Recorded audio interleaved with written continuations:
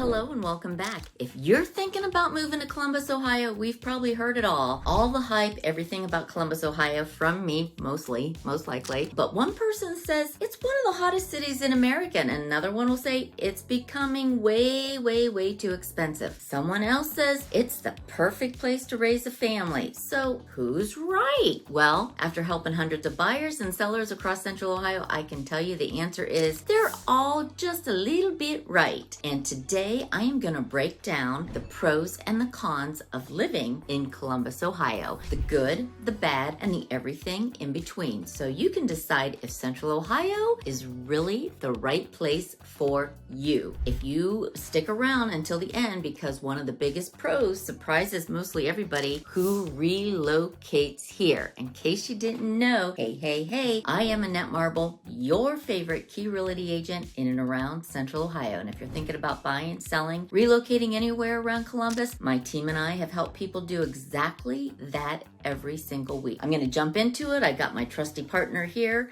Mo, and let's get started. Pro 1, 4 beautiful seasons. Let's start what most people absolutely love about Columbus. We get to experience all 4 seasons. Some people may not like that, but a lot do. Spring brings blooming trees, flowers, neighborhoods that seem to just come alive overnight. Summer means patio season, concerts, festivals, baseball games, farmers markets, kayaking, boating, and everything spent outside. Fall, well, you gotta love fall in Central Ohio. It's one of my favorites. The leaves begin to change into incredible shades of red, orange, gold. Football season, OSU, and it's full swing pumpkin patch, open everywhere. Apple orchards are packed, and families, honestly, it's like the postcard of a beautiful scenery. And then comes winter, and y'all know how much I love my winters. No, not at all. But honestly, because I was raised in Northeast Ohio, I find that Columbus winters are not as bad as they were up north. Much less snow. Did I say much less snow? Much less snow. Now we're going to talk about winter a little bit more in a minute because it lands on both the pro list and the con list. But overall, if you enjoy seeing the seasons change instead of having the exact same weather every single day, Columbus is going to deliver that right for you. One weekend, you might be walking the Scioto Mile in a light jacket, and a few months later, you're enjoying dinner on a rooftop patio in the short north. Then, if you're taking a fall drive through Union County or Hocking Hills, you're going to enjoy the beautiful sceneries of the changing leaves. Every season has something different to offer. Okay, con number 1, winter weather. All right, now let's talk about the elephant in the room. Yes, we do get snow, not as bad as Northeast Ohio, and it's not usually like the Buffalo, New York level snows. No, thank goodness. So most winters include a handful of measurable snowfalls along with stretches of cold temperatures and sometimes, and I mean sometimes several gray days in a row. You're moving from Florida, Arizona, Southern Carolina, this can take some getting used to. And the good news is Central Ohio is very well equipped to handle that winter weather. So road crews generally do an excellent job treating the plowing major roads for schools, business, and prepping it for it. It is usually returns to pretty normal pretty quickly after a big, huge snowfall. All right, the one thing that'll surprise a lot of newcomers isn't actually the snow, it's the gray skies that they just settle in during January and February, and that's all you get. You can feel like a big adjustment if you're used to all these sunshiny days every day, because you're not gonna get it here in January and February. But once spring arrives, everything greens up. People feel like the change of seasons, well, it was well worth the wait for those 3 months. All right, pro 2, outdoor lifestyle. One thing that surprises a lot of people is how much there is to do outside in Central Ohio. People often think that Columbus is just one of those, another Midwest city. Well, it isn't. There is a lot more. There are 20 outstanding metro parks throughout the region offering miles of hiking trails, nature preserves, fishing spots,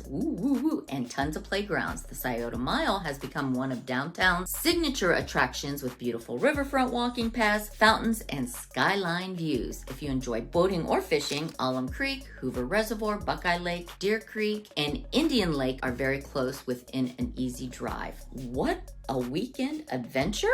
Well, Hocking Hills is less than 2 hours away and offers some of the most beautiful hiking in the Midwest, completed with waterfalls, caves, and breathtaking scenery. If you haven't been there, you gotta go. Cyclists love the area's extensive trail systems. Golfers golfers have dozens of public and private courses to choose from, and the pickleball courts, well, they seem to be popping up everywhere. Pop, pop, pop, pop, pop. All right, whether you're into hiking, kayaking, running, camping, or simply enjoying anything or even walking your dog, Columbus offers plenty of opportunities to stay very active. All right, con 2, traffic and construction. All right, now let's be honest. Columbus traffic isn't Los Angeles, it isn't Chicago, and it isn't Atlanta. But you know me and my but it's definitely busier than it used to be. As more people move to Central Ohio, roads are being widened, interchanges are being built, construction projects, well, they're just seen everywhere, and those orange barrels go on for days. If you travel around I-270, I-70 and I-71 and US 33 or State Route 161 during peak rush hours, you're likely going to experience delays from time to time. The good news is that most commutes, well, they're still very manageable compared to the larger metropolitan areas. And